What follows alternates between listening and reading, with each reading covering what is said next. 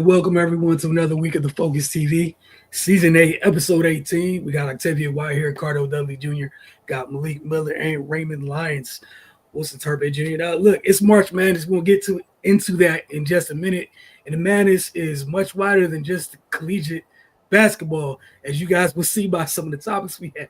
Cardell has for us tonight, and take it or leave it in rapid fire. It's March Madness across sports. Apparently, wasn't privy to that. That said, Ray, we'll get started with the Washington Wizards as always before we get into our conversation. All right, yeah, man. The Wizards they've been busy. They have been in action. They played 4 games since last week.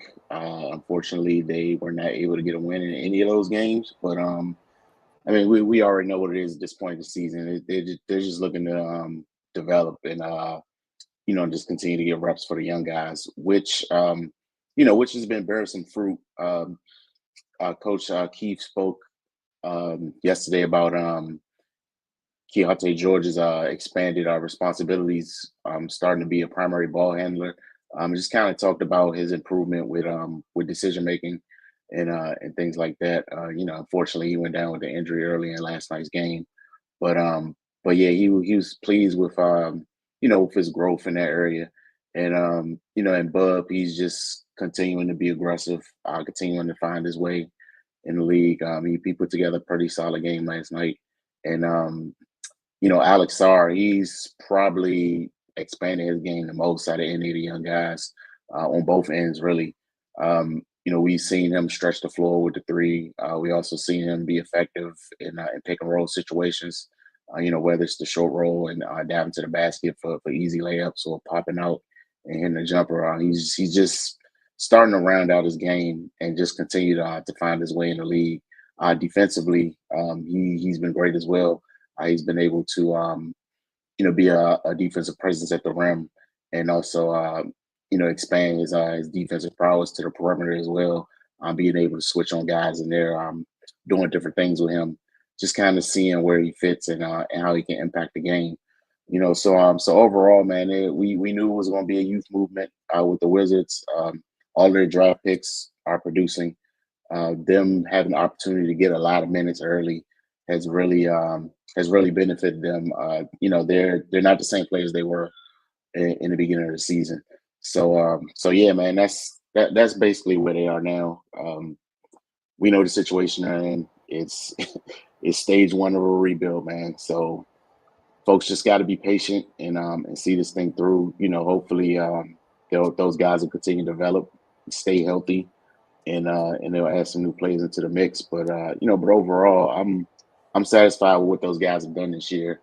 And yeah, man, they've just been able to all expand their games and impact the team. So they just see the process through, and eventually we'll get to the other side of this. But for right now, folks, buckle up because it's going to be tough for a minute, man. But patience is a rare thing these days. But hopefully, this front office and the fans as well can stick with it.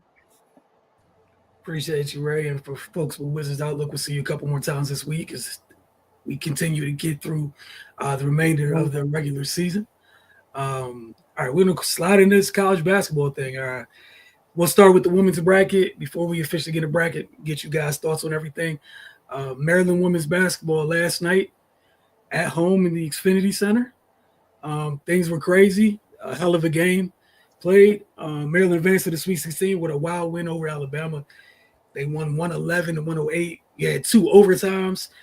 Again, everything you could ask for in March. They showed great resiliency, bouncing back from 17 down in the third quarter. Forced overtime. They also survived a crucial mistake at the end of the first overtime period. You had a tough foul.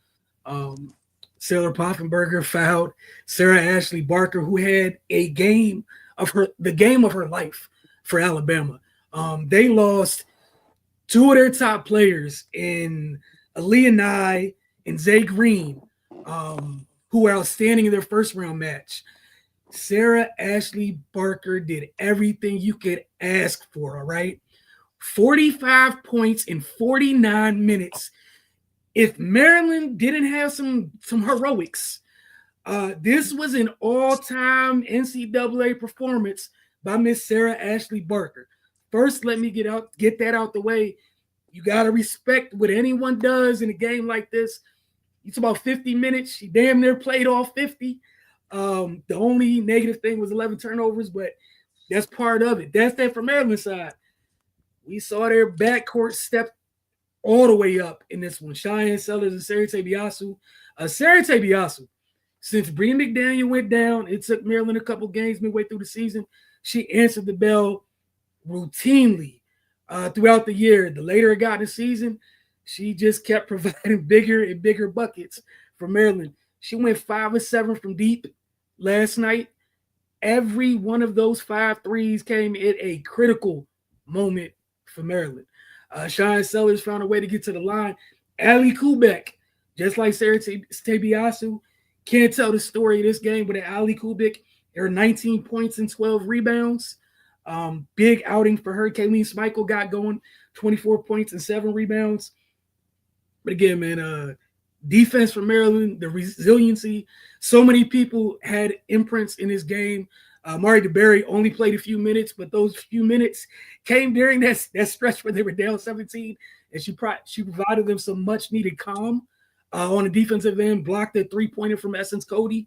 But for more in-depth breakdown of that game, it'll be up on our Roku channel later. Now, later this evening, pretty much tomorrow, when you tune in to get this on our Roku channel, get this week's show, we have some interviews, spoke with several players after the game. They talked about how it was one of the most wild games they've been a part of in their playing career on any level. Again, double overtime in the second round to advance to the Sweet 16. Credit to Maryland, credit to Brenda. They dug deep and survive and advance is what you need to do during this time of the year. And they did just that last night in College Park. And credit to the crowd, too. The crowd really came alive and held them down during tough stretches of this game. And you can see Alabama feel it at times late in regulation. The Xfinity Center crowd really had an impact in this game. All right, we're going to go ahead and get these brackets up. Start for the women's side of things. It was wild, to say the least. I know we were talking a little bit before we came on air, about obviously big injury, Juju Watkins, the USC. Prayers to her for a speedy recovery. I said with the rest of the bracket how things have shook out. Cardell, going to start with you. We'll start in Spokane. Anything you're shocked by to this point as we head into the Sweet 16? No. You said at the beginning, we feel like UCLA is I speak for myself. UCLA is the team to beat, and we all know why. So it's with Lauren Betts. Obviously, as you get deep in the tournament, it's going to be different challenges. Coach is going to throw different type of defenses and schemes at them, but I don't think it's nothing that UCLA haven't seen before. Like there aren't many bigs that can match up with her one-on-one, and it's not just on offense, even defensive. Defensively, she's a presence in the paint, rebound the ball. Her ability, the underrated part of her game that a lot of people don't understand is the rim run. She's nasty at rim running, and they got the guard play to get her easy baskets and whatnot. And all you can really do is foul them. And then once those fouls start piling up, you playing into their hands, and that's when the guards go to work. So yeah, it's a tough matchup. The LSU NC State game is going to be interesting because that's a guard battle right there. That's going to be a guard war right there. But yeah, to me, I haven't seen a team, watching the teams play. I haven't seen a team that can challenge UCLA. The only way they might be able to make it a game is if they can control UCLA's guards. Kiki and all those ladies. Try to shut down the three-point shooting, because when they have that balanced attack going on with Betts killing you inside and they bomb you from three, it's just you really don't have no answer for that. No one does. But they got to take something away, and I think if they can, it's hard to kind of slow down Betts, like I said, because of her size and mobility and her skill set. If they can limit UCLA's three-point shooting, I think that'll give them a chance. So we're gonna see if a team can do that. All right, Malik, your thoughts on the Spokane region? Nothing that we didn't see coming. UCLA still here. LSU, like I said, UConn. Nothing in this region is different than how I've seen it playing out. I like how strong UConn is doing. So if it's not UCLA to win, I can see UConn coming out of here. Just how based on how they've been playing in the tournament, how everything that they got going on over there, their storyline. But nothing surprising out of this region. All right, Ray. Yeah, the women's tournament typically goes according to schedule. It's never really too many surprises. But yeah, that Alabama Maryland game is the best game of the tournament on either side. That was just incredible. But yeah, like Ariel said, man, UCLA got the big joker. You know, that's like having knockout power in both hands in boxing. It's tough. Lauren Betts is tough to deal with. So yeah, somebody's got to find a way to either counter that or also, like you said, just take away literally everything else. But she's still enough to beat you by herself. So we'll see, man. Somebody got to take down Goliath. All right, Octavia, your thoughts on Spokane? Yeah, I think it's a clean sweep across the board. Nothing really threw me for a loop out of the ordinary. I mean, if anything, like if you want to say anything to Spokane, with Kentucky and Kansas State was a good game too. Georgia Amore did everything she could. And it just came down to a last minute shot. But outside of that, like I say, I hate to call it chalk, but basically looking like how it was supposed to look like in the end. And I love the analogy that Ray used, that UCLA got the big joker and the little joker and the deuce and the ace. They about to run a Boston on somebody, because it's hard. Like I can't really see too many people messing with UCLA with what they got going on. But it's a tournament. Crazy things happen all the time, so you never know 100%. But yeah, UConn is playing out of their mind. I mean, even the game last night with UConn and South Dakota State, like Paige kind of just turned it on in like 5 seconds when she realized that they think we playing a little bit, so they were able to get through. Yeah, it wasn't too much of a challenge for this. So like, I'm not. I expect what I expected is what happened. All right, we'll move on to the other side of things, which is Birmingham, and over there we got South Carolina, Maryland, North Carolina, Duke, Texas, Illinois, Tennessee, Ohio. I'm sorry, Texas, Tennessee, Notre Dame, TCU. Cardo, we'll start with you. Sorry about that. Yeah, Maryland. Yeah, we kind of talked about this as soon as the brackets were revealed. He was like, they always put them in the same side with South Carolina. But as a competitor, these are the games you want any damn way, man. Like you got to beat the dogs to get what you want. So and what's the point? Meet them now or later. It is what it is, man. Again, with Maryland, I know the odds are heavy in South Carolina's favor. Maryland's a little wounded, but they have a lot more. They have a lot of upperclassmen, so the experience factor can give them that edge. But they can't make the same mental mistakes that they made against Alabama, against South Carolina, and they've been doing that all season. That's what scares me. That's why it's hard to say them. As much as I would like to say they can pull off the upset, which they can, they got to play some efficient basketball on both ends of the floor. And that means you don't turn the ball over a lot. You don't foul three-point shooters with the game on the line. You got to be tough because Dawn is going to have those ladies ready in that, because you know how it is. The further you go, the closer you can smell that championship. So they're going to be on one. And their bigs. The bigs, we can pretty much trust Sellers and Tebiaso and all those ladies on the perimeter. The bigs got to show up. Smirka, they have to show up, man. Like they have it's not enough just to have like one player have like close to a double-double. They're gonna need all hands on deck. And what I mean by that, I'm not looking at like Quebec and Poffenberger. They gotta play bigger than what they've been doing, you know, especially in the last game.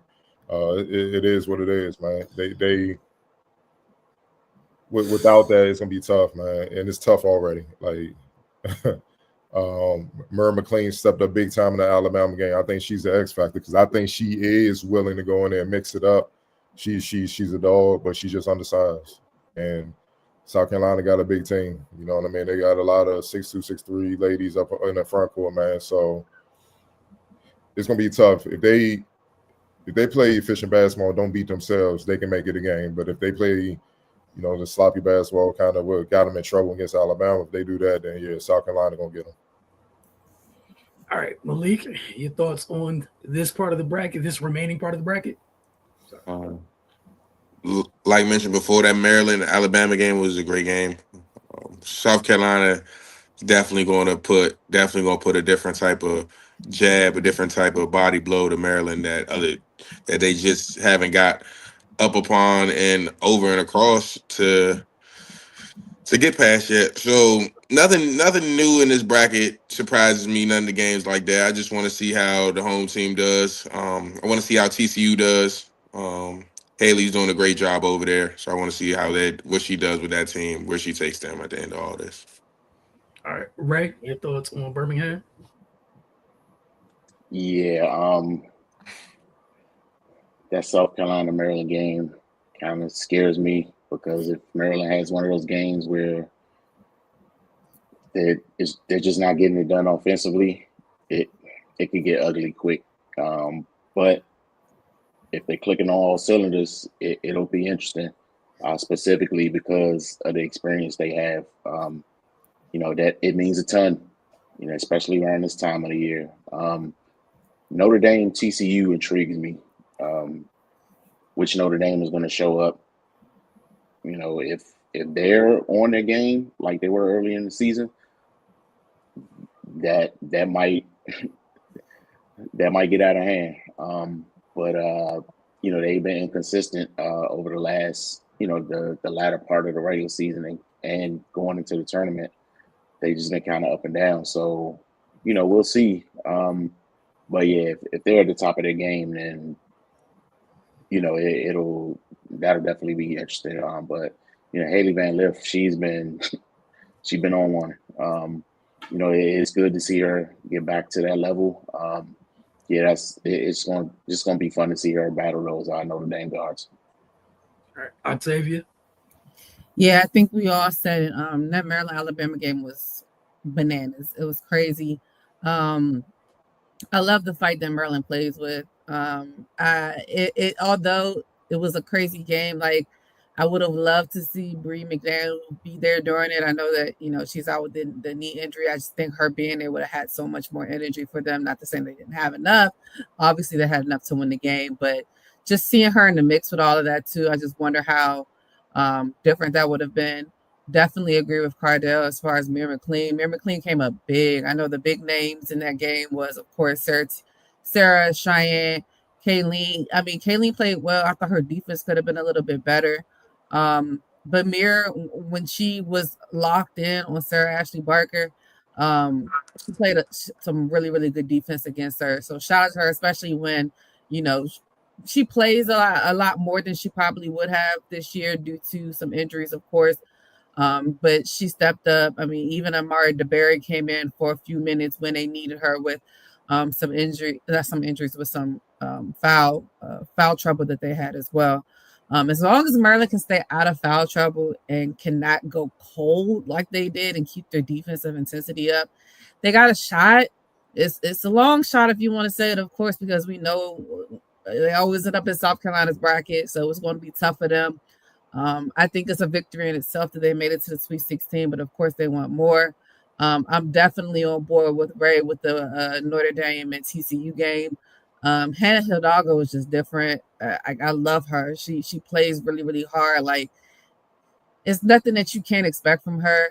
Hopefully Olivia Miles has continued to be healthy. She had an injury scare with the ankle as well in the tournament. But I think Notre Dame, they can get TCU out of there if they play well. They're big three with those two and Sonia Citron. They can play really, really well. And I mean, it's going to be tough. Kansas State, I think USC probably got a little bit of a break, even with the Juju injury. Kansas State, I mean, it's not going to be a walk in the park as well, but Kiki Irfian, I can't say her last name right now. She played well last night as well, even with Juju going down. I think she had a career high of 36 points. So that's going to be interesting. But all in all, it should be South Carolina coming out. But again, March Madness, you never know what's going to happen. I am interested to see Duke and North Carolina play just because of the rivalry. And I don't know the last time we've seen their girls play against each other this deep into the tournament. So I think that's going to be very interesting as well, just to see Kara Lawson coaching, who's been doing a really, really great job as well. So it's going to be a very, very interesting Friday and Saturday for the Sweet 16. Yeah, Listen, real quick. If Dolce plays just her season average, because she didn't play that way against Alabama, if she plays up to that and Quebec gives you what she gave you last night, which was huge. She was the X factor in that game. 19, 12, and 5. Those some big time numbers, man. On 6 of 11, those some big time numbers. And obviously we know the backcourt gonna rumble. We're not worried. I'm talking about against South Carolina.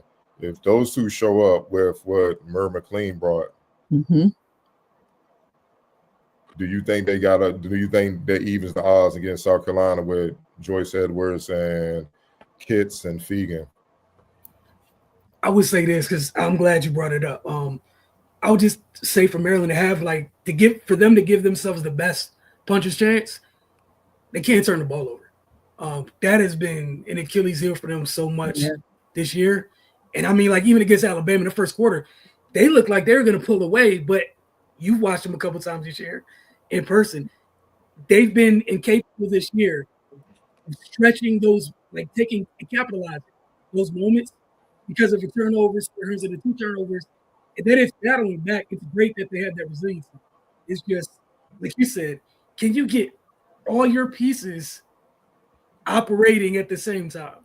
Because sometimes when we have the Dulce game, Kubek's not where she needs to be. And then, last night we get the Alley game. Dulce's not there. She came in late. I think I had 2 great contests.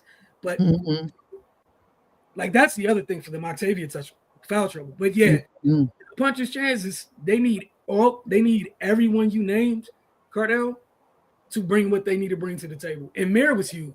But even then with Mare, with her foul trouble, they can't afford for her for what she brings defensively. With Bree out, what she brings defensively is so much more important. But you can't afford the foul trouble. It's so tough. And like you mentioned, we know what South Carolina brings to the table, but they can take care of it. Do what they need to do on the glass. They have some things that can give South Carolina some trouble. It's just not putting yourself in those holes. Yeah, because I'm looking at it people underestimate Maryland. Their backcourt is bigger outside of Tibby also, who about 5'6" or whatever, 5'5" or whatever. Their backcourt is bigger than South Carolina. South Carolina backcourt 5'9",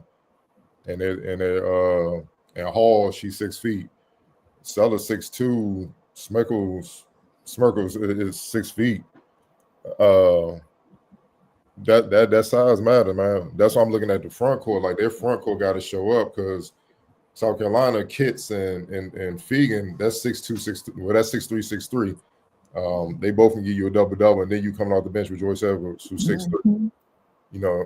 As a freshman, man. So, if their front court show up, they need everybody to show. It can't just be one. It can't be one, two. And I'm not even saying they got to get 20 and 10 or something but you got to be close to pushing a double, all 3 up. They do that with what their backcourt did, then they could beat South Carolina. And like you said, obviously, anybody don't turn the ball over. Anybody turn the ball over, they're going to lose. But I'm they got to have that balanced attack to kind of beat South Carolina because South Carolina, they going they're gonna give you the balanced attack. You see what I'm saying?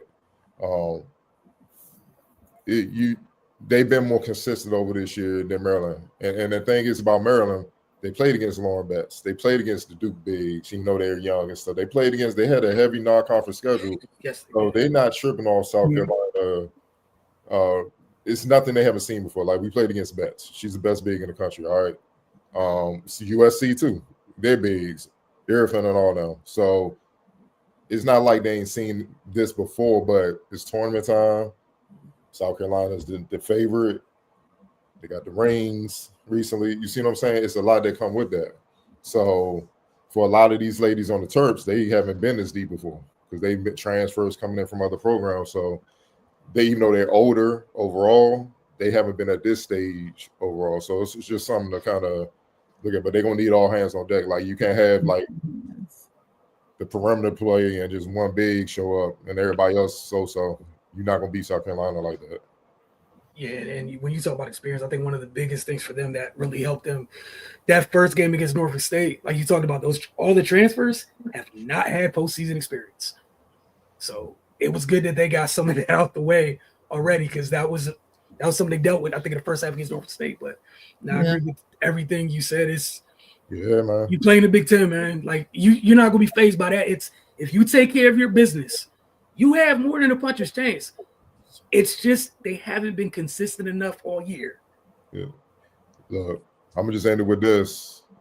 Back in college, you play the season, you play against hitters. You think you good for the conference tournament if you make it to the postseason and all that.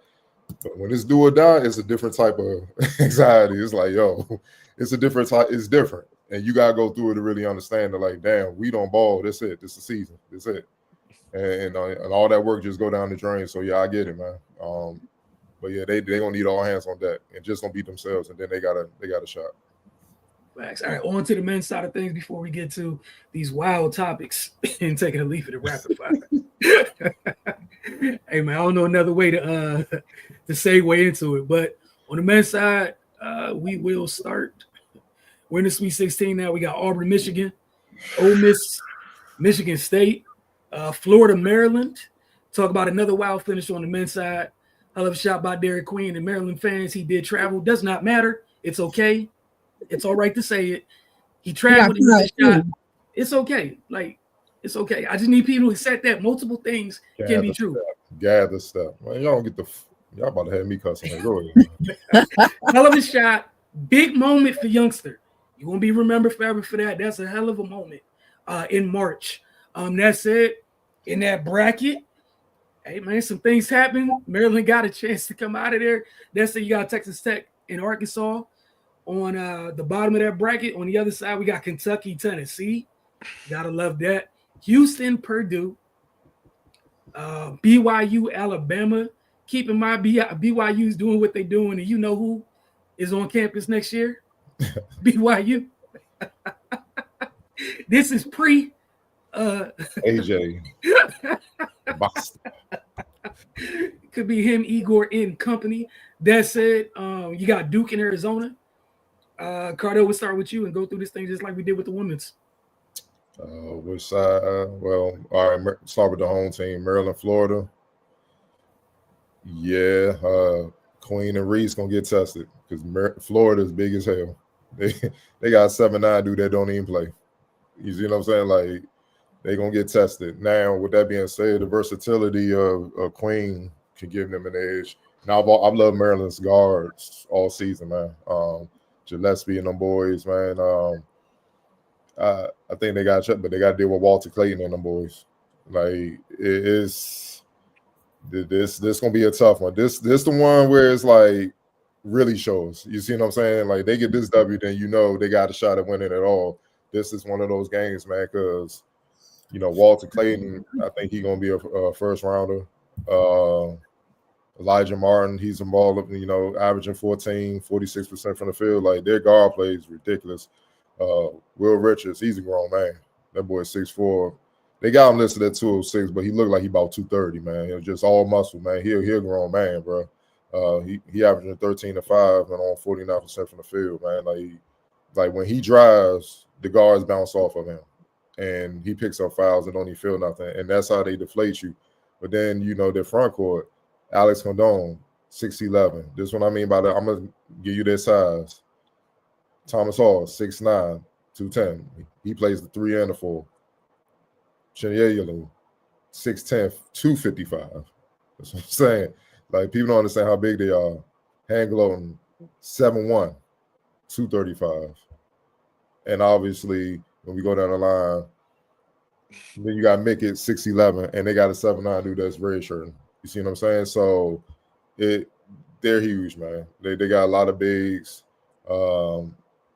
that they can throw at you, and that's why Queen and Reese, they gonna have the ball. They gonna have the ball, nothing short of a double and plus, because Florida has the guard play to keep up with them. But no disrespect to Maryland, once you kind of get past Reese and Queen, it's iffy with the reserve bigs. I'm just keeping it 100, man. Just you don't know what you're gonna get. That's why they don't play a lot. It is what it is. So, but the thing with Florida, they could throw like 5 or 6 bigs at them all game and just rotate them and just wear them down. So they're gonna have to play a monster game. They're gonna have to play an efficient game.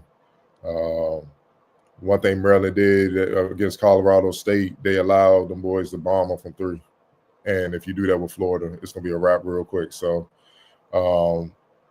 it's going to be a fun test, man. But I think these are one of the wins. Like, if Maryland get this win, they should have confidence. Like, all right, we can go all the way, because Florida's fully capable of winning it all. You want me to keep going or just stay with this? Yeah, go ahead, and then we'll let everybody look at the bracket for what's left. It's fine. BYU and Alabama, again, as it is in this tournament at this time of the season, guard play, just the guard play. Who has the better guard play? So I'm gonna side with Alabama, and they've been here before. BYU, this is their first time, and also Alabama's a little bigger up front, so I got them.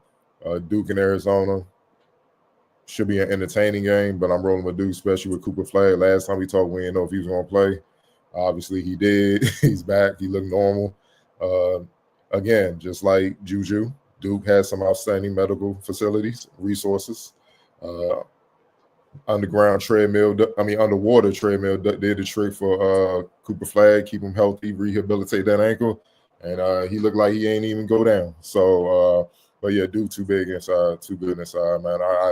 They just have to completely be off for them for Arizona to have a shot, because I don't think their bigs can match up with Flag and Maluk and all them boys up front. Texas Tech and Arkansas, I think this is where it ends for Arkansas. no disrespect, man. Texas Tech they strong, man. Look, I like Arkansas's guards. Obviously Wagner. Been following him forever because of his pops and stuff like that. But I don't know if they're ready for.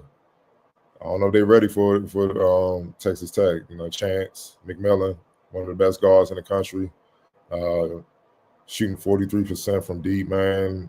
14 and 5. Then you got Christian Anderson. He's shooting 38%. And the most important thing about Texas Tech, they don't beat themselves, man. They only average 10 turnovers a game, bro. Like, that's insane. That's insane in college basketball. At any level, you only average a 10 for the season, bro. You can't even count on them beating themselves. Like, you just got to strap them up and hope they miss shots, and that's tough. They efficient. Look how like Chance McMillan, he's shooting 52% from the field, 43 from deep, and 88 from the free throw line. What am I do with what am I going to do with that? Like, I got to take.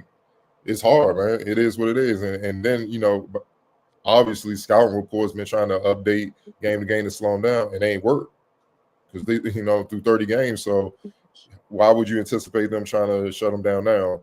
And then you got JT Toppin and Darian Williams up front, man.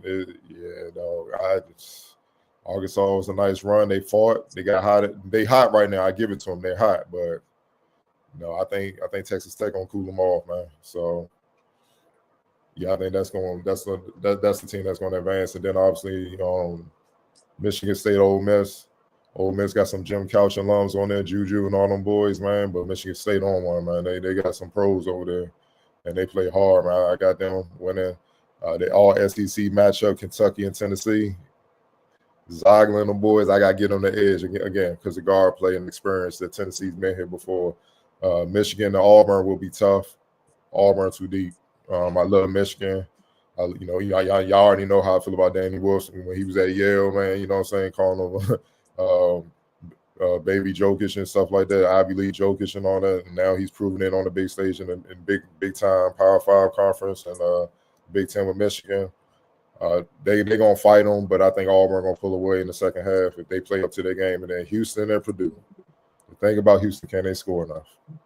And that's always been the question. They definitely gonna give themselves a puncher's chance with their defense, man. But will they be able to score enough? And that's the only question I have for them. Every time they kind of get to this point in the tournament, this is where those questions come up because this is what always fails them. But Purdue, man, Braden Smith, Fletcher Lawyer, Daniel Jacobson, y'all. No, they been here. They been here, done that. Like they got to the championship game and Final Fours and stuff like that, and they know what it takes. And then you add Trey Kaufman-Renn, man, to the mix, 6'9", 230 kid, and he averaging 20 and 6 on the season on 60% shooting, and he shot 42% from deep. That's just a mismatch. That's tough. That's tough. That's tough. That game tough. I'm gonna have to come back to that one. I gotta really think about that one. Houston and Purdue. That's gonna be tough. Malik, your take on the men's side in the Sweet 16. And Cardell, when Octavia wraps up, don't forget. No, I'm about to say who you had. definitely the Midwest part of the bracket. I just don't have answers for. Like Cardell said, the Houston Purdue game is great basketball. Kentucky, Tennessee is going to be an SEC classic. It's Sweet 16 time. They know each other like the back of their hands. So that region I have no answers for. Moving to the East, Alabama, BYU. I love Alabama, the length they have, what they do with the ball. Max Sears. Experienced leader, experienced senior. He's going to get it done. Duke, Arizona. Caleb Love for 20 points. I love that. But I love a Duke blowout as well. I just don't think Arizona has enough to beat them. Duke's winning games. Duke blowing people out. They're winning games with Cooper Flag has 15 points. If he has those few chances, he's getting over 20 points. He just had 30 the other day. So he's filling up the stat sheet in all different types of ways. Moving to the West Division, western part of the bracket, Texas Tech, Arkansas. Texas Tech is 100% a better team. The way Arkansas just won the other day against St. John's was just Coach Cal rotating and putting guys and chewing the clock down and making sure they could just outlast them in the second half. St. John's made a great run for the majority of the second half, keeping the game close, trying to get in the striking distance. And a lot of people definitely took St. John's to beat Arkansas in the bracket. Definitely not a lot of people had Arkansas making it this far. But Coach Cal just being a guy that's experienced, a guy that knows what he's doing. He's been in the tournament. He's been there for years. So he just was able to get it done. Florida, Maryland. I definitely think the road ends here for Maryland. They have guys. They just don't have an army of guys that can, now if they come on here next week and if they come on here after Thursday and they win, then one thing for sure, Derek Queen had at least 20 points, 12 rebounds, and Julius Reese also had a double-double. Rodney Rice is gonna have to have 20 plus points. Just the things, the necessities that Maryland has had all season, those things have to be true. Now for the Auburn team, they have a lot of guys that can get it done. Broome, Pettiford, the front court, the back court. You can get 4 different scenarios of how they can win the game. So just an easier pick that way. Ole Miss, Michigan State. I definitely like Michigan State. Just more of a veteran team, like Cardell said earlier. Oh man. What game did I was talking about the Auburn Michigan game? I'm sorry. Oh yeah, Florida's playing Maryland. I'm so sorry. I'm looking at my bracket for the I'm looking at my bracket for the championship game. It's all good, bro. Yeah, I'm about to say I'm definitely looking. They all started going together. Yeah, I'm about to say yeah, I'm definitely looking way past the Florida Maryland right now. Yeah, Maryland doesn't have enough for Florida. Those guys are too big. And then the Auburn Michigan game. I have Auburn right now. I definitely have Auburn. Michigan is very hot right now. four games, including these 2 tournament games and their conference tournament. Michigan's very hot right now. They can control the board and do those things.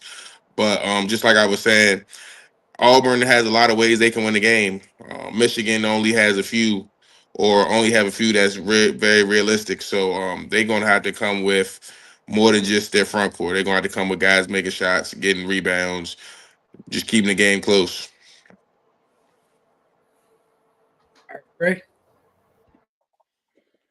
Yeah, it's not as much parity as we've been seeing recently on the men's side, but still got some intriguing matchups. Starting at Florida and Maryland, I feel like when a team has an emotional win like Maryland did, that next game goes one of two ways. They continue to ride it out, or they come back down to earth. I just think Florida is going to overwhelm them. They're going to have three. Their three guys are going to have out of body experiences for them to get past this round. But they've done a tremendous job so far. But they're just a better team with more weapons. I feel like Duke is the most complete team left. They really just perform well everywhere. Looking at Houston and Purdue, like Cardell brought up, is Houston going to decide to not make a shot for 8 minutes? And that's been their thing. We know what they're going to bring defensively, and they're definitely going to compete. But playing against a Purdue team, those guys have been here before. It's just going to be tough. The SEC matchup, Kentucky, Tennessee, it's always tricky when you play a team multiple times in one season. I can't really tell which way that's going to go. Texas Tech and Arkansas, yeah, it's been fun, but it's going to end for Arkansas here. Texas Tech, they're just a flat out better team. Arkansas has had a magical run up to this point, but yeah, I just don't think they have enough. But yeah, man, overall, it's a good Sweet 16 round. I'm looking forward to some exciting games, so yeah, we'll see how it plays out. But I don't think it's going to be many surprises here. Octavia, on a Sweet 16 on the men's side? Yeah, I agree with Ray. I don't think it's going to be too many surprises. I definitely agree. Duke is one of the most complete teams. Tyrese Proctor's having a great tournament as well. As much as we talk about Cooper Flagg, he's been shooting the lights out. So, Cooper coming off of the ankle injury, he still looks really, really good. And knowing that he has somebody that can also help him. And I can never say his name, Knuppel, whatever his name is. He's been doing well too as well. BYU, Alabama, like you said, I think Alabama is going to win that one. I think definitely with the experience that they have, I think they're just going to be too much for them. Talking about, of course, the home team, I always admit when I'm biased. Of course, I'm biased and I want Maryland to win, but I'm also a realist. It's going to be really, really tough for them. They have to play A1 basketball the entire game. They've had their flashes of it, unfortunately for them, outside of this buzzer beater that they just had over Colorado State. They've been on the bad end of a lot of close games. So they're going to have to really, really lock in to even try to keep the game close, number one. And then if the game is close, make sure that they're able to pull it out. Arkansas, again, like you guys said, it's a great story. Calipari had a great run pulling his team through. A lot of people didn't even think they'd be here, especially in the game against St. John's. But yeah, I think Texas Tech will take them over. I also agree with you guys. The Kentucky and Tennessee one's going to be a little bit tough. The SEC battle, I think they had 16 out of 18 teams in the whole tournament. So they all play each other really, really tough. There's going to be a battle for that one. And then Houston and Purdue. Purdue has a lot of experience there as well, and Houston has been here a lot. And then you always feel like you got a little bit of added pressure on you when you're the number one seed. So I'm sure that they're going to try to come out there and perform. But yeah, the Sweet 16 is always really, really good. I don't see too many crazy upsets outside of just trying to figure out what Houston and Purdue and Kentucky and Tennessee is going to do. But I think pretty much everything else outside of my prayer and hope for Maryland should be pretty much chalk as we've been seeing so far. All right. Carter, I know you wanted to add one last thing on the college section. It was a game you said you couldn't pick. And once you let you out of here without it. I'm gonna roll with Houston, man. Okay. And that's because I forgot about what Michigan did to Purdue. They strapped them boys something nice. And Houston is way more deadly on defense. Plus, I know Purdue big is nice, but they got Jawan Roberts, who's nice in his own right, and he's gonna match up with them. And like, look, man, LJ Cryer, Sharp, Uzan, that them boys, yeah. You know, I call Houston Strap U for a reason, man. Like, if you don't play defense, don't even look that way. You know what I'm saying? Like, you got to be able to defend at a high level. So they're capable of. They're going to hold you down. So for them, they just need a couple guys to just produce some points, you know. And I think Cryer and Jawan Roberts and all those guys, they can score enough points. So we can see. We're going to see. But I'm a favorite Houston in that one. All right. Rapid fire, I'll tell you to leave it where you want to start at.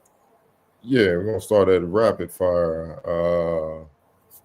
Interesting news that came out today. You know, obviously basketball has been popular in Europe, but the NBA, they appear ready to weigh a proposal that would give the league a more active hand on overseas than it's ever had before. The NBA will vote on a potential establishment of its own basketball league in Europe, according to a Tuesday afternoon report from Eben Novy-Williams and Scott Sochnik of Sportico. Per Novy-Williams and Sochnik, the league will have a 50% stake in the league, while franchise owners will have a 50% stake. The hypothetical circuit, 8 to 10 teams in size, has been characterized as semi-open with up to 4 slots open to existing EuroLeague teams. For those that don't know, EuroLeague is the second best pro league in the world behind the NBA. Yes, it's better than the G League. When NBA players are out the league, but they still can play at a high level, they go to EuroLeague and continue to make a couple millions, and it's ultra competitive, man. That's where the Lukas and you know the Jokic, all on top international players, they come from there, either EuroLeague or EuroCup for the most part. So, with that being said, would y'all want to see this? Do y'all want to see the NBA expand and have a EuroLeague? We'll start with you, Octavia. I don't know yet. Like, I understand the concept of it, and especially because the NBA, number one, is all about the check. Got to make sure they get the money.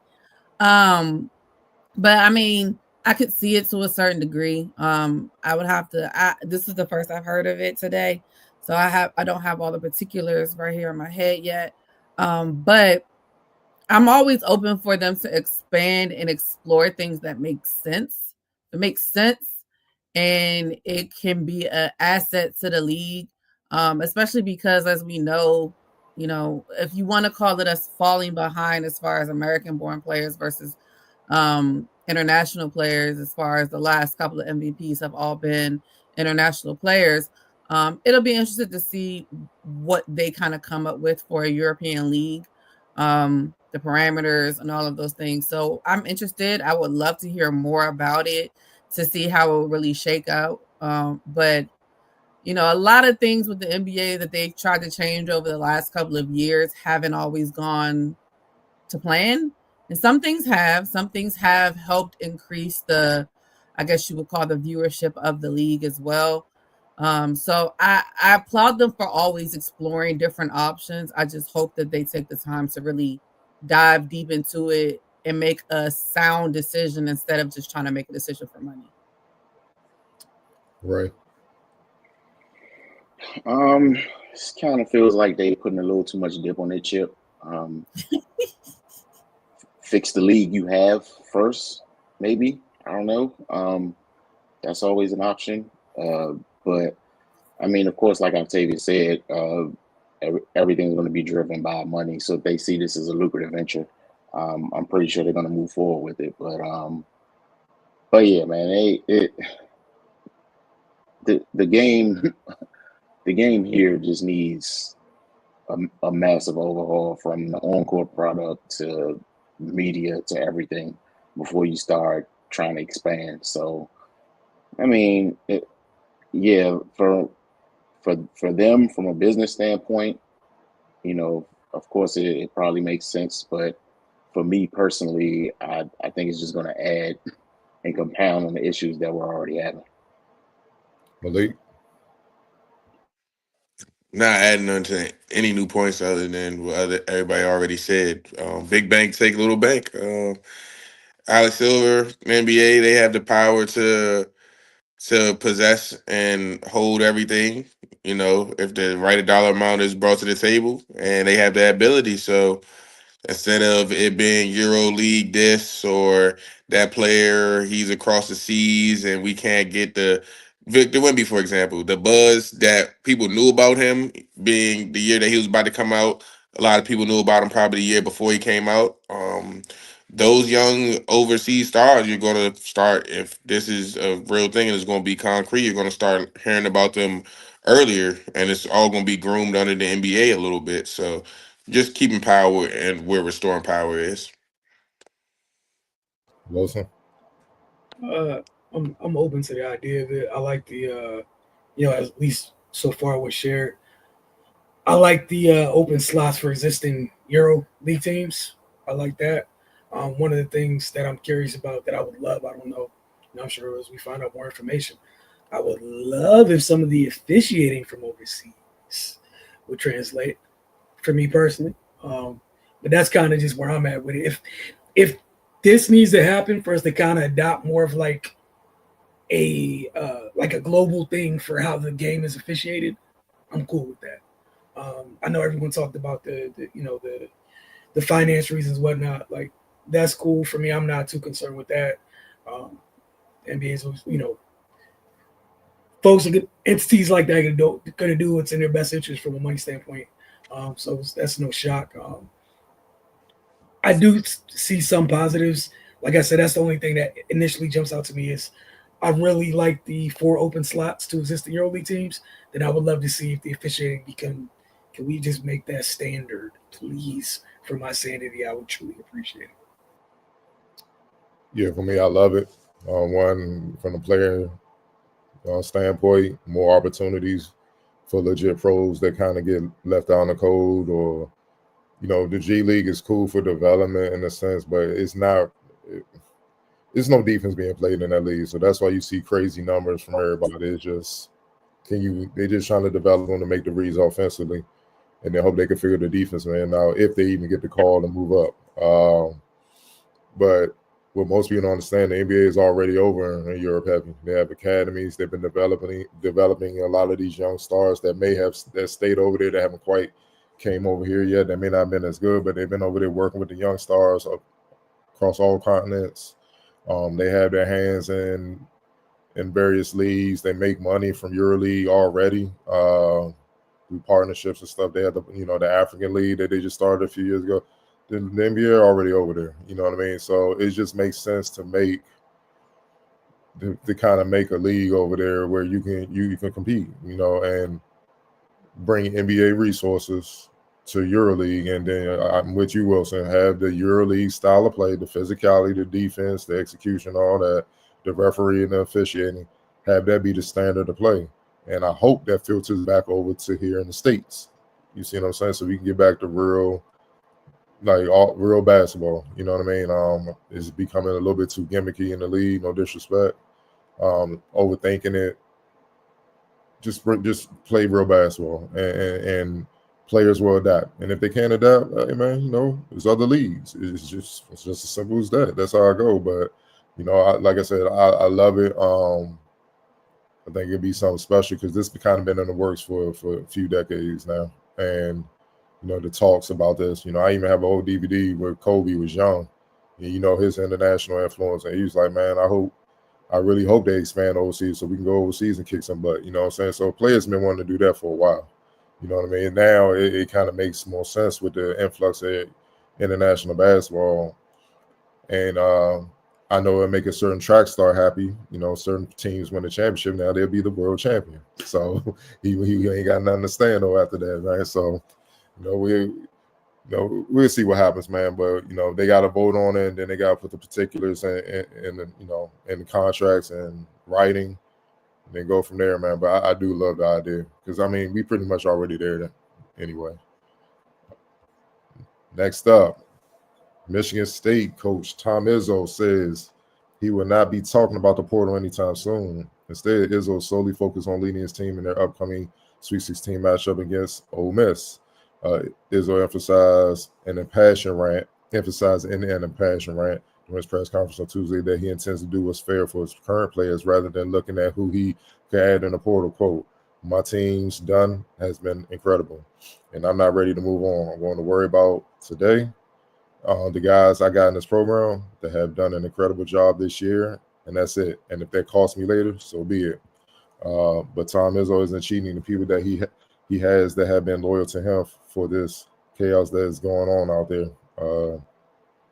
The Spartans have reached the Sweet 16 for the second time in the past 5 years and for the 16th time since Izzo became the team's head coach in 1995, and Izzo is determined to maximize the team experience in the tournament. Quote, you don't understand. When I came back Sunday night, there was nothing on my mind but giving these guys a chance to win one more game, get to the Elite Eight, and one more game, and have a memory that will last their entire life. There's kids' life, their grandkids' life, but these guys that gave me everything they could give me are going to have a chance. And I'm not going to screw it up by spending any time on other stuff other than the team. I don't eat, I don't sleep right now, so why in the hell would I do something else that might benefit me a year from now? And really, it's not going to benefit me now because I don't know what I have. I don't know how much money I have. I don't know which players are leaving or staying. I don't have any idea. So why would I do that? Waste of time. Ray, we're going to start with you. Do you agree with Izzo stance on I'm focusing on my team and we'll deal with all that transfer portal crap later? Yeah, absolutely. Especially given the fact that they're still playing. Like seeing announcements of kids that have upcoming games talking about they've entered the portal and all this other stuff. Like, so what are you focused on right now? Like, so I definitely applaud them for speaking loudly about it. They got to find a way to get this under control. Because it's too much. It's unregulated. It's just chaos right now, to put it simple. But I think we talked about Izzo and his feelings on this a while ago on the show. But a guy like him, who's who's obviously one of the greatest coaches ever. He's done great things. I think he's at a place where he's just like, of course he's going to have to dip his toe in it to some extent because those are just the times we're in. But I don't think he's going to fully cross over. And I think he's right to emphasize that he's focusing on what he has right now. Because, I mean, at the end of the day, the best way you can even have a chance to keep guys is winning. So, I mean, I just think he's an old school dude. He's going to keep his head down and get to the task at hand. And, and if kids are even wanting to go down that route, I don't think he wants to win his team anyway. So, I don't think he loses anything. He gets to stand by what he believes in and still have success. And and kids that want to explore different things, they'll get to do what they want. But yeah, man, overall, I'm not a fan of the portal. It's just too much at this point. Malik. Add on, just sticking to his morals, sticking to his principles as one of the grandfather coaches of college basketball. Is one of the coaches that a few years ago, well, in the 90s when he came in, he can guarantee you they're going to win a good job and that you're going to be a better man when you come out the program. Now it's more the guarantees of college athletes is more than that. It goes with NIL, it goes with dollar amounts, it goes with what can you provide right now for my family or right now for me as a player / a person / a student athlete. So I understand. As a coach, just wanting to keep the main thing, the focus. I definitely think that they should move the window of when the portal opens or to work with things such as the tournament, the March Madness tournament, I want to say the portal open on a Monday, and it's still 4 more games before a national champion is crowned. So there's really a lot of distractions around programs around the country. So that definitely needs to be changed just to keep the focus. He's not the only coach that's complained about it. He's not the only coach that said a lot, said a little about it. But it's just the time that we're in now. Supply and demand. The demand is a bigger demand than it's once ever was. Because at one point, student athletes didn't even have the power or the opportunity to even demand these things, to even get these opportunities to happen. So now that they do, it's just they just gotta figure out where they go from there, how they fit in, how some coaches fit in to what the kids got going on, and how some coaches just aren't going to change their morals about the portal in general. Yeah, real quick. They can move the portal all they want. It's going on all year. Trust me. Trust me. I got friends that coach all across the country, man. All types of levels. If your players are producing, bigger programs trying to get them literally during the season. So that won't even matter. And then as soon as as teams lose, and you saw a whole bunch of players declare for the portal unofficially before the portal even opened. So like Brady said, it got to go back to regulating. That's what he's saying. It's just like, I'm gonna be the opposite. I'm gonna express loyalty to my players that's playing for me right now. I'll get to the other stuff later, man. But yeah, it's going on all year. People can try to act like they don't understand it, but players are getting calls, especially if they're producing at a high level. Go ahead, Wilson. Yeah, I'm not surprised by Izzo. Also, it just kind of makes sense in the middle of a tournament run, right? Focus on a group that's there, which is absurd. That was a conversation. I do get like that is a different time, but again, when athletes do deserve to be paid, student athletes do deserve paid. I have no issue with that. This happening unregulated is too wild. Just like anything else, when you give people too much, people take advantage of things. And now you got a lot of people doing a lot and not fully. And these are young men. Not everyone's not fully. Used to be you have to really think like it used to be a deep process to pick a school because you didn't have opportunity to move several times, right? Mm-hmm. You take that away, that process is being shortcut. It's not everybody. Again, this is not everybody. Some people use the portal because it makes sense, right? You get an opportunity to move up. Like an example is you just talked about a young fella from Ivy League going to Michigan. Danny Wolf. Makes sense, right? Better draft stock, better my chances for moving up. That makes sense. So like there's positives to it.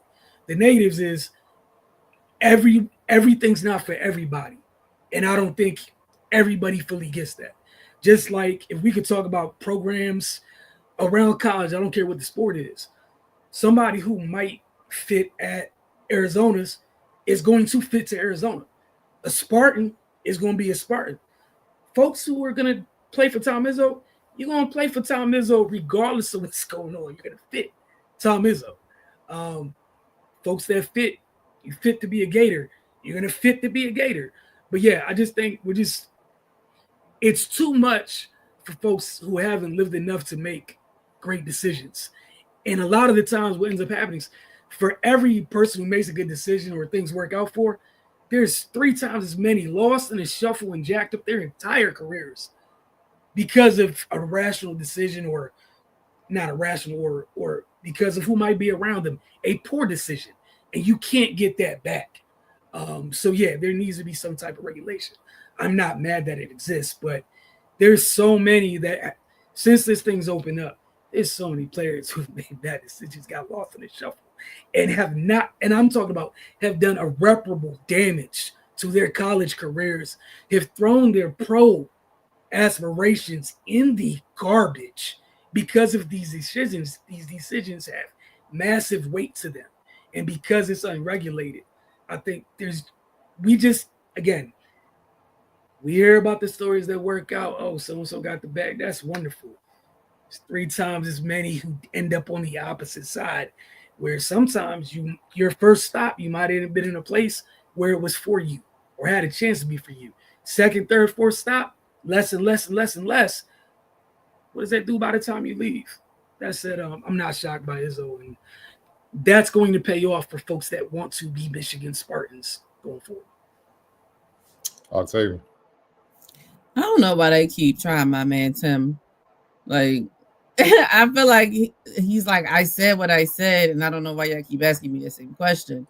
It's not surprising. He's definitely been on this soapbox all year talking about how, you know, as you all stated, that this needs to be regulated in some type of way. I'm all about these players getting what they deserve for their like what is it, likeness, or however you want to call it with the NIL. But he's in the middle of a run right now. Like, they've been playing well.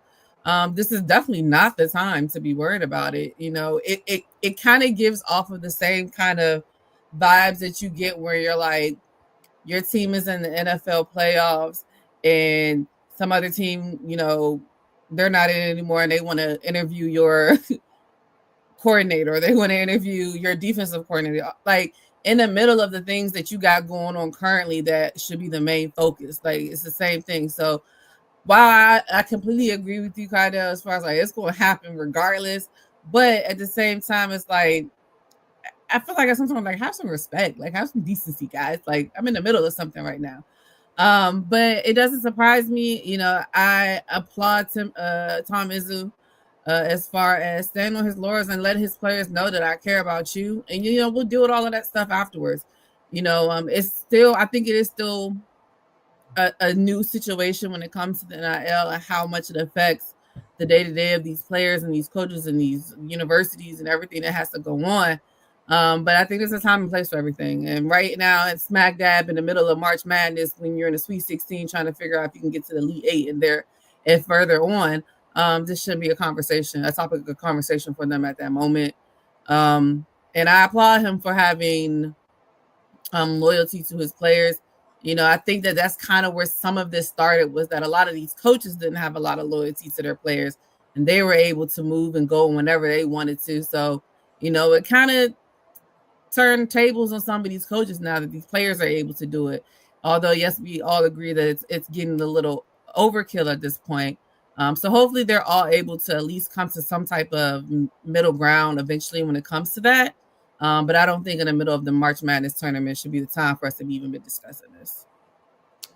Yeah, for one thing, respect to Tom Izzo. He's one of my favorite coaches in the game.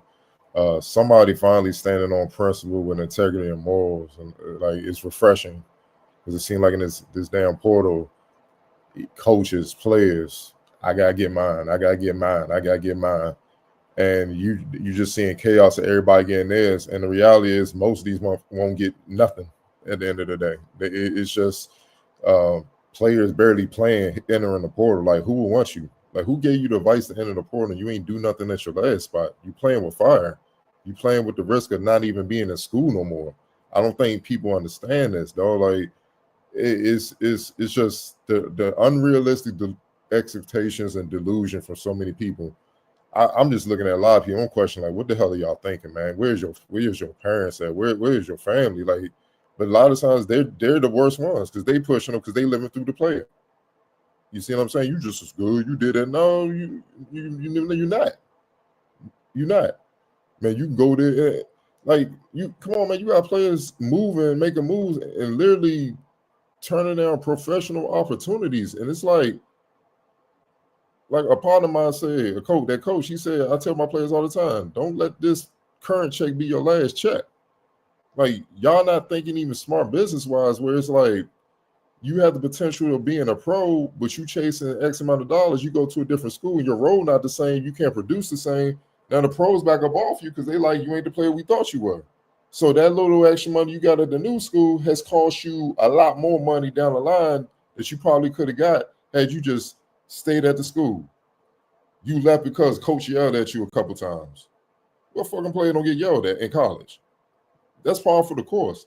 It's just silly, selfish, just bad decision making that you're seeing going along. And it's players and coaches alike. So I respect Tom Izzo. Like, I'm riding with my players until this is over. and hopefully it's over when we win the championship, then I'll tender that. It makes no sense to tender this. Like he said, I don't even know what the money I'm working with. One, I don't know who's staying. I don't know who's leaving. I don't know all that. We are in the middle of trying to win this national championship. You know what I'm saying? And really, in a sense, he flexing on people like, bro, I'm Tom Izzo, this Michigan State. I'm going to get players. I ain't worried about that. You know, I'm good. No, y'all, I get to y'all when I get to you. I'm not playing that game. Because it's like what Wilson said, my type of players going to be my type of players. You see what I'm saying? So it's just a game where people just throwing morals and integrity just out the window for a few bucks, or clout chasing. I'm at this program now, make you look all good on IG and social media, but then when the season comes along, you don't hear from him no more because he's not in the game. He's sitting the bench.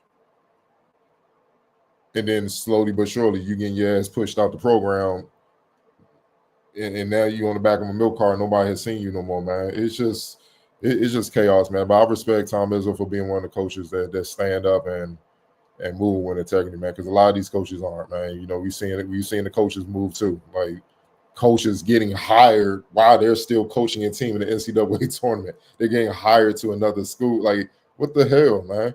Like, you know, me as a player, I'm like, man, the hell with all this.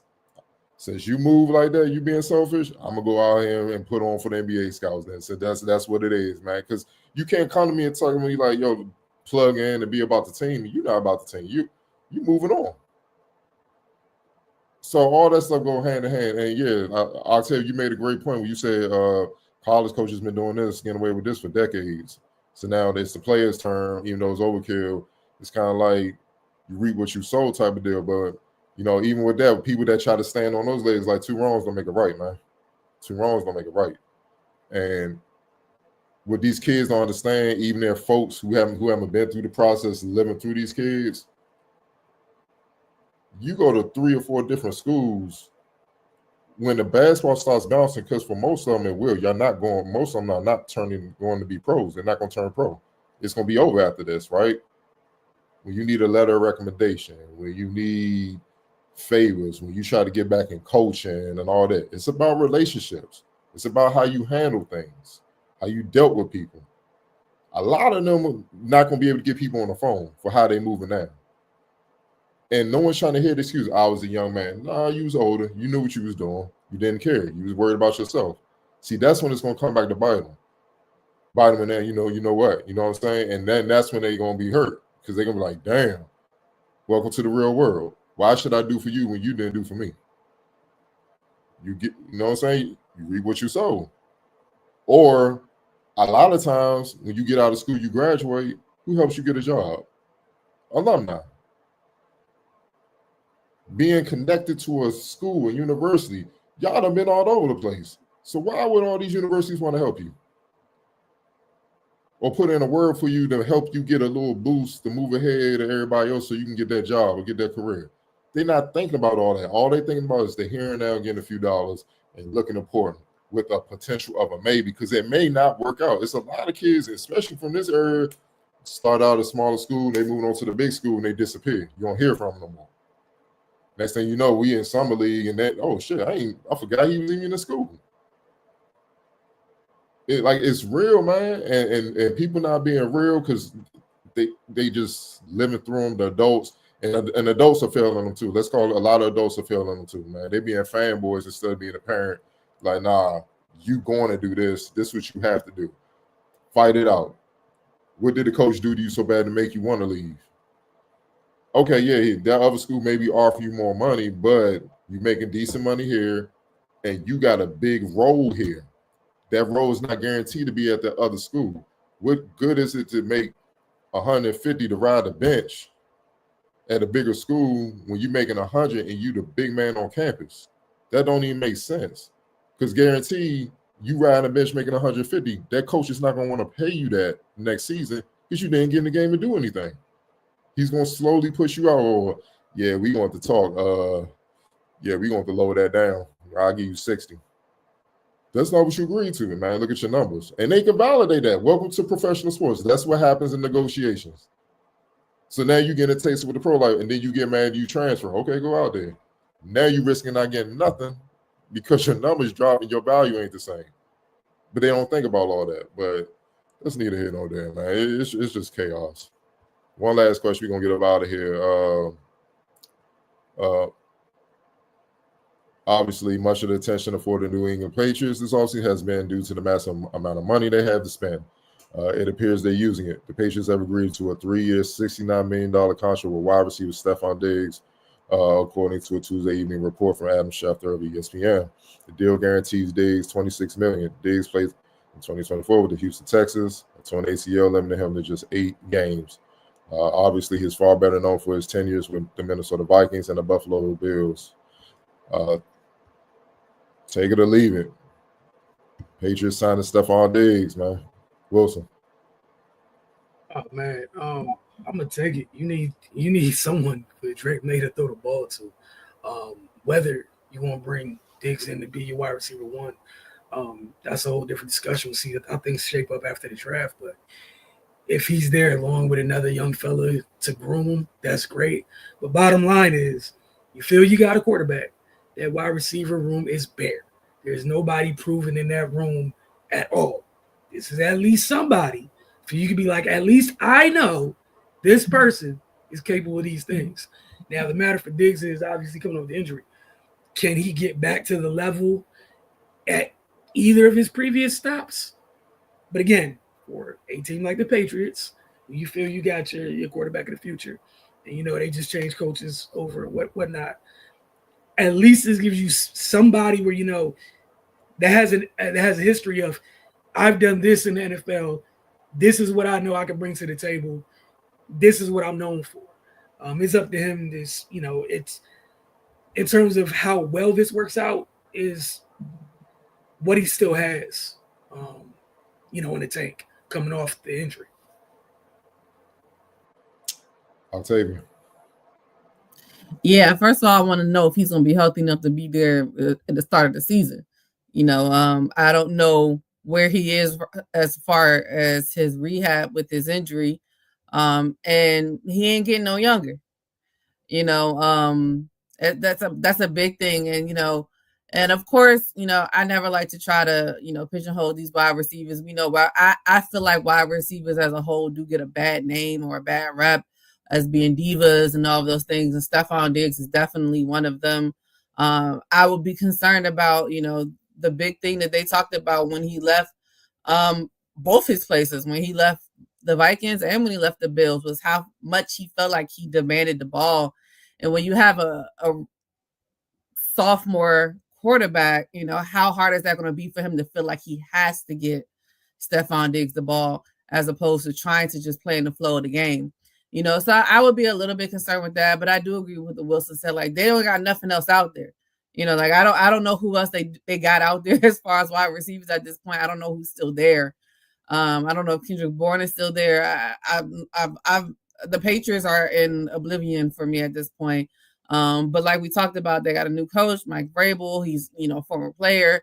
We know this type of coach he is, coming from being a Tennessee Titans coach in the past. So, you never know. But I'm first off want to see, like, how healthy is he going to be when the season starts? Because if they're trying to go, I don't want to say they're trying to go all in, but they have made some significant moves this offseason that shows that they're trying to do something within the AFC East. It's going to be interesting. I will also say that's interesting in him being back in the AFC East, coming to play the Bills again, so that's going to be fun as well. But I don't really know. Like, I don't know how I feel about it yet. I think that they got to have somebody there. Hopefully they're not done as far as that, because just having a Stephon Diggs is not going to be enough for them in the AFC East.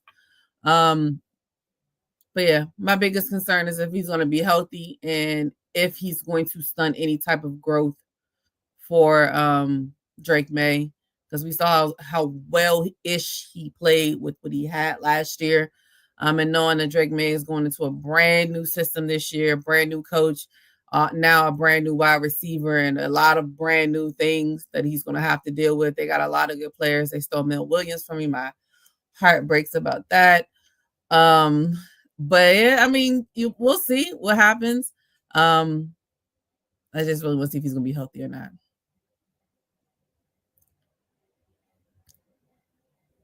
You're on mute. Right. Yeah, man, the health is definitely a big question mark coming off that type of injury. But I mean, yeah, like Wilson Octavia said, they had to make some type of move.